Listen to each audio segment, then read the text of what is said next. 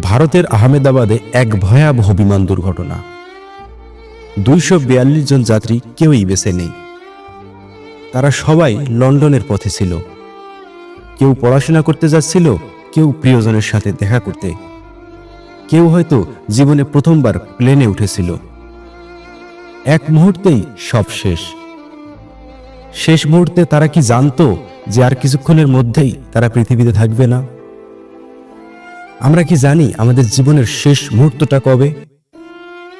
আমরা ভাবি ভবিষ্যতে অনেক কিছু করব, আরো সময় আছে, তাও বা তো পরে করব। কিন্তু মৃত্যু কখনো জানিয়ে আসে না। কুরআনে আল্লাহ বলেন, প্রত্যেক প্রাণীকেই মৃত্যুর স্বাদ আস্বাদন করতে হবে।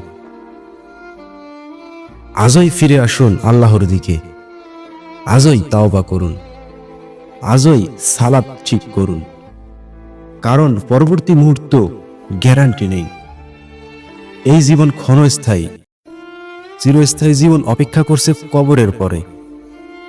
ভুলে যাবেন না, মৃত্যুর নিকটবর্তী আমরা সবাই। প্রশ্ন হলো, আমরা প্রস্তুত তো? শেয়ার করুন যেন অন্যরাও সচেতন হয়। আল্লাহ আমাদের সবাইকে হেফাজতে রাখুন। আমিন।